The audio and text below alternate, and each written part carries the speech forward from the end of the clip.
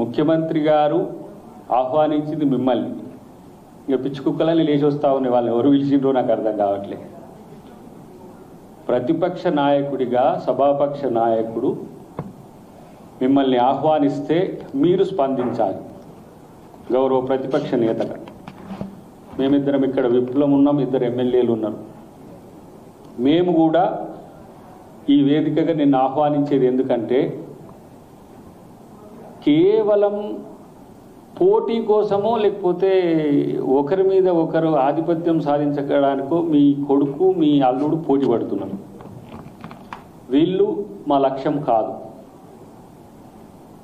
ఈ డ్రామాలు, ఈ రంకులు, ఈ బొంకులు ఇవన్నీ కూడా మాకు అవసరం లేదు. రాష్ట్ర ప్రగతి 2 నాయకుల మీద ఆధారపడి ఉంటుంది. ఒకటి ముఖ్యమంత్రి, 2 ప్రతిపక్ష నేత. ప్రతిపక్ష నేత అంటే బీఆర్ఎస్కు మాత్రమే కాదు సుమా, విపక్షాలన్నిటికీ నేత. ఇంత బాధ్యతారాహిత్యంగా నువ్వుండి లేదంటే మీరుండి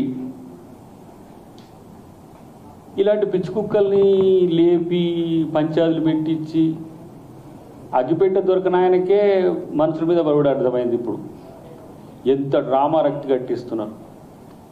రైతు భరోసా ఇచ్చే సభలో మేమందరం ఉన్నమాట, ప్రపంచమంతా చూసింది. ఎక్కడికంటే అక్కడికి నేను వస్తా, నువ్వు రా అని చెప్పి పెద్ద ఆయనని కూడా అన్నట్టుంది. ఇంకా అంటే నువ్వు రాకుండా వీళ్ళ వల్ల ఏమవుతుంది? ఇవి ఉత్త కేసులు. ఇవి నువ్వు చెప్పితే ముందుకు పోయేవి తప్పితే ఇవి స్వయం ప్రకాశకాలు కావు. మాకు తెలియని ముచ్చట ఏమన్నా. హరీష్ రావుకి ఎంత జ్ఞానం ఉందో, కేటీఆర్కి రాజకీయ జ్ఞానం ఎంత ఉందో తెలియని ముచ్చట ఇది. పరపోషకాలు ఐఐఎంలో ఏం చెప్తే కొడుకులు తర్వాత మొన్న కవితమ్మ కూడా చూస్తున్నా, ఇలా ఉప్పల్ బగాయతలు ఒక డ్రామా క్రియేట్ చేసింది. అసలు 10 సంవత్సరాలు మీరు అధికారంలో ఉన్నప్పుడు ఉద్యమకారులు గుర్తురాలే. ఇగో ఇవన్నీ జీవోలు చూడండి. ఏర్పాటు, క్యాబినెట్ ఏర్పాటుతో పాటు అక్కడ అకామిడేషన్, వచ్చిన వాళ్ళని కన్సల్టేషన్ కొరకు అమరవీరుల స్తూపం దగ్గర వేయడానికి ఇవన్నీ జీవోలు. నేను ఉద్యమకారుల కమిటీ మెంబర్ కాబట్టి చెప్తున్నా. ఇగో ఇవన్నీ సంప్రదింపుల కోసం అందరికీ సమాచారం పోయే పేర్లు ఇవన్నీ. ఇక బీసీ బిల్లు పెడతారనేసరికి బీసీలకు రిజర్వేషన్లు కావాలని కొట్లాడుతుంది. ఇప్పుడు ఉద్యమకారులకు ఏదో చేస్తుంది ప్రభుత్వం అనేసరికి ఇది ఒక డ్రామా మొదలుపెట్టింది. కానీ ఇవన్నీ కూడా సైడ్ యాక్టర్లు. ఇవన్నీ కవిత టీఆర్ఎస్ అని పెట్టుకొని ఉపనాయకుడిగా హరీష్ రావు ఉండని, ఏంటిదైనా వైస్ చైర్మన్గా, వైస్ ప్రెసిడెంట్గా, అది మరి భారతదేశానికో తెలంగాణకో తెలియదు, భారత రాష్ట్ర సమితి ఉపాధ్యక్షునిగా వర్కింగ్ ప్రెసిడెంట్ అనుకుంటా, వర్కింగ్ ప్రెసిడెంట్గాను ఉన్న ఇవన్నీ సైడ్ యాక్టర్లు. కేసీఆర్ గుర్తుపెట్టుకో, నువ్వు రావు, మాకు తెలుసు. నేను వీళ్ళకు కూడా చెప్తున్నా, కేటీఆర్ హరీష్ రావుకు చెట్టు పేరు చెప్పి కాయలమ్ముకోకండి. కేసీఆర్ అంటోడు రాడు, డిసైడెడ్, మాట మీద నిలబడ్డాడని నేను మొన్ననే చెప్పిన. మొట్టమొదటిసారిగా కేసీఆర్ అంటోడు మాట మీద నిలబడ్డది ఇప్పుడే. ఓడిపోతే ఏం చేస్తా, ఇంట్లో వండుకుంటా అన్నాడు. ఇంట్లో వండుకుంటుండు. ఇక ఆయనను మనం ఏమంటాం?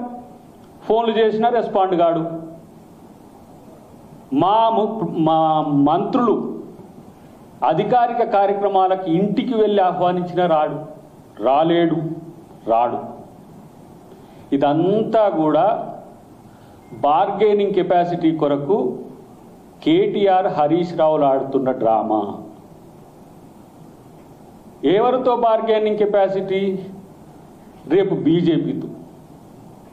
ఇంకా గట్టిగా ఉన్నామని చెప్పి సోషల్ మీడియాలో నిరూపించుకోవడానికి తప్పితే మీ సభ్యత్వం ఏది, మీ గెలుపులేవి, మున్సిపాలిటీలో మీ గెలుపులేంది, సర్పంచ్లో మీ గెలుపులేంది, ఎమ్మెల్యేలప్పుడు మీరు ఏం గెలిచిండ్రు, మీ పెర్ఫార్మెన్స్ ఏంది? ఇలాంటి చీప్ టాక్టిక్స్ కొరకు తెలంగాణ ప్రజల్ని డైవర్ట్ చేయడానికి చేస్తున్న ప్రయత్నాలు ఇవన్నీ కూడా.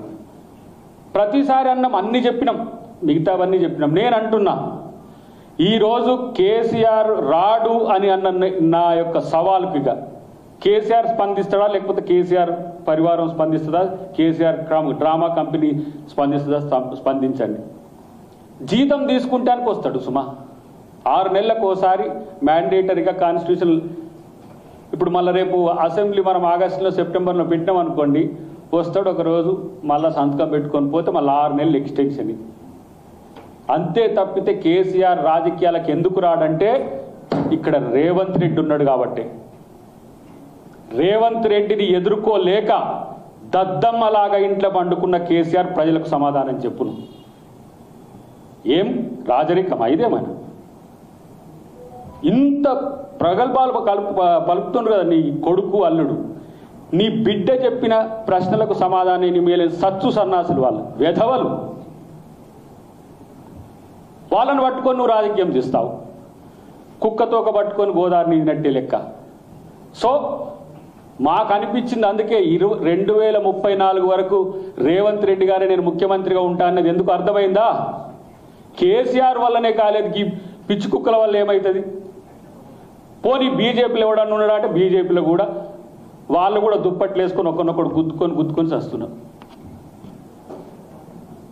ప్రగతి కోసం కలిసి రమ్మంటే రారు, ప్రగతి కోసం మేము మోడీతో కలుస్తామని అంటే బీజేపీలో కలుస్తారా అంటాడు ఒకడు.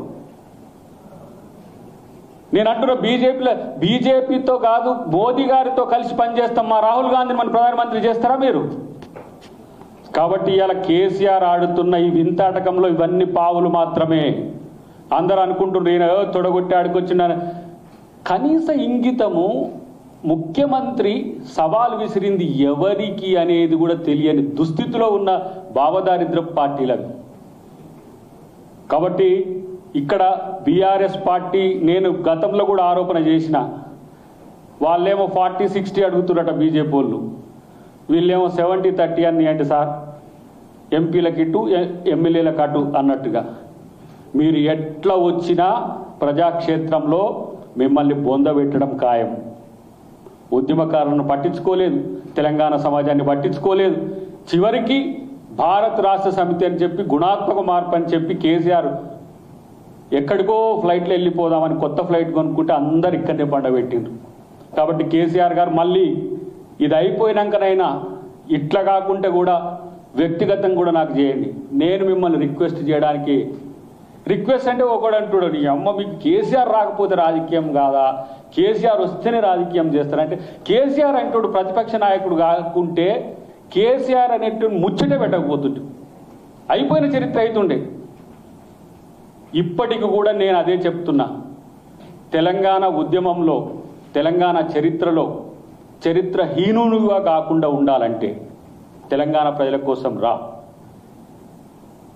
ఈ రంకులు బొంకులు చెప్పే ఈ సండాసుల యొక్క వాటి కొరకు తెలంగాణ సమాజం లేదు. ఒక బాధ్యతాయుతంగా ముఖ్యమంత్రి చేస్తున్న ప్రతి పనిని దేశంలో ముఖ్యమంత్రులందరూ కూడా పొగుడుతున్నారు.